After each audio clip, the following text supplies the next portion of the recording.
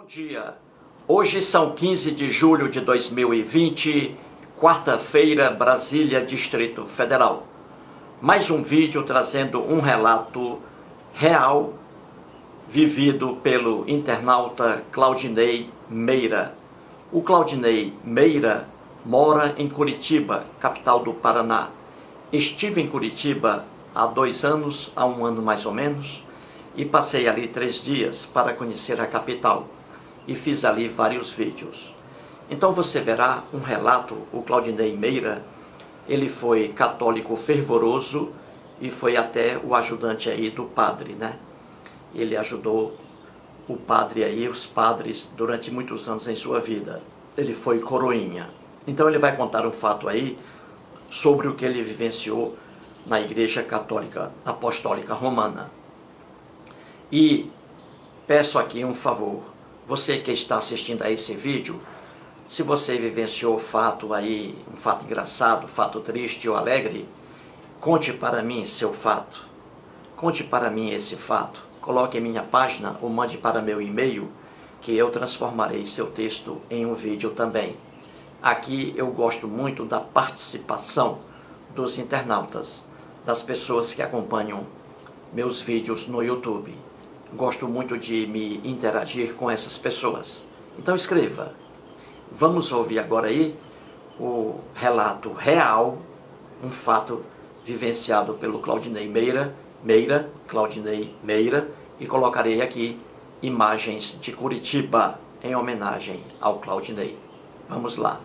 Abre aspas. Bom dia, professor. Estou enviando uma história real. Fique à vontade para fazer um vídeo. Essa é a minha história da overdose de Jesus. Antes de começar a história, preciso explicar por que digo ser ateu desde os 9 anos de idade. Na verdade, aos 9 anos, eu não tinha noção alguma sobre o que era ateísmo. O que aconteceu é que, quando eu tinha essa idade, no ano de 81, as pessoas que faleciam eram veladas em casa. Certa manhã, levantei cedo para jogar uma bolinha na praça, porém, quando cheguei na cancha de futebol, ela estava vazia. E eu observei uma coroa de flores em uma casa, que ficava na praça. Eu sabia o que aquilo significava, apesar de nunca ter ido a um velório. Então, curioso como sempre, fui até a casa. Quando entrei, vi as pessoas chorando em volta do caixão. Até aquele dia, nunca tinha visto um defunto. Então, me aproximei do caixão, que estava aberto, e lá eu vi uma senhora já idosa, com algodão no nariz. O impacto foi grande, muito grande para mim, pois eu era apenas uma criança, e naquele momento algo se abriu na minha mente, algo como uma revelação. Saí da casa e me sentei em um banco da praça, e pela primeira vez na vida eu filosofei. Fiquei com o olhar perdido por alguns minutos. Estava em estado meditativo, causado pela visão da morte. Então disse comigo mesmo: a morte é o fim. A morte é o fim. A partir desse dia, essa convicção se tornou cada vez mais forte dentro de mim. Como já disse ao professor Eustáquio, venho de uma família católica praticante e aos 13 anos era coroinha na igreja em que frequentava.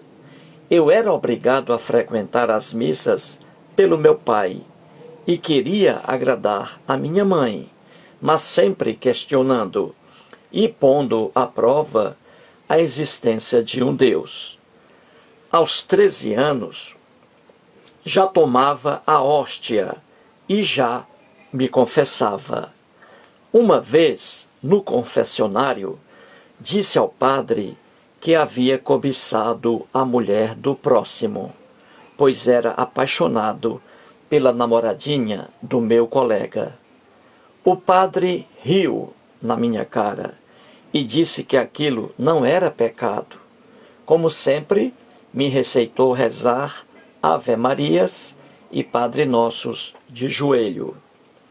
Mas eu fiquei confuso, pois conhecia os 10 mandamentos, e um deles dizia: não cobiçarás a mulher do próximo. Esse acontecimento apenas reforçou a minha descrença. Sempre quando estava na missa, ficava colocando esse suposto Deus à prova. Pobre de mim, não sabia que falava sozinho. Durante as missas, sempre via crianças chorando muito alto e pensava comigo mesmo: como pode Deus permitir que um bebê sofra tanto dentro da sua casa? Às vezes, algum bêbado entrava na igreja durante a missa e começava a atrapalhar o sermão. O padre metia a boca no pobre coitado e pedia que alguém o retirasse da igreja. Isso também me parecia estranho, pois o próprio padre dizia que todos eram filhos de Deus, apesar de eu ver o ódio nos olhos do padre, pois um bêbado estava atrapalhando a sua missa. Também observava as estátuas de santos que lotavam a igreja. Eu as contemplava bem de perto e percebia que todas tinham um semblante triste e de dor. Isso me assustava. Quando eu tomava a hóstia na missa, ficava tentado entrar em contato com Jesus. E nada, absolutamente nada acontecia. Eu observava outras pessoas que também tinham tomado a hóstia, e elas ficavam representando alguma coisa sem noção. Não via nada diferente nelas também. Então, tive uma ideia maquiavélica e iria realizá-la quando estivesse de coroinha. Passados alguns dias, lá estava eu, junto ao padre, na missa da noite. Era um padre italiano com um sotaque arrastado que poucos entendiam. Esse padre, quando começava a falar, eu observava uma baba esbranquiçada escorrer pelo canto da sua boca. E na hora em que ele estava consagrando o vinho e a hóstia, eu tocava os sinos. Naquela noite, eu iria realizar meu plano. Colocaria Jesus à prova. Quando a cerimônia acabou, eu já sabia como o padre procederia. Quando entramos na saleta, atrás do altar, o padre colocou o cálice de ouro cheio de hóstias em uma gaveta e começou a tirar as vestes sacerdotais e se afastou para guardar as vestes. Aquela era a minha hora. Era a minha hora. O padre estando ausente, eu aproveitei o momento para enfiar a mão na taça de ouro e tirar uma mão cheia de hóstias. Coloquei-as no bolso, me despedi do padre e fui para casa. Eu, na segurança do meu quarto, comecei a comer as hóstias, feito batatinha frita, e pensando: vou tomar uma overdose de Jesus. Hoje ele vem ter comigo. Depois de me empanturrar de hóstias consagradas, Sabe o que aconteceu, meu amigo Eustáquio? Sabe o que aconteceu? Nada. Nada mesmo.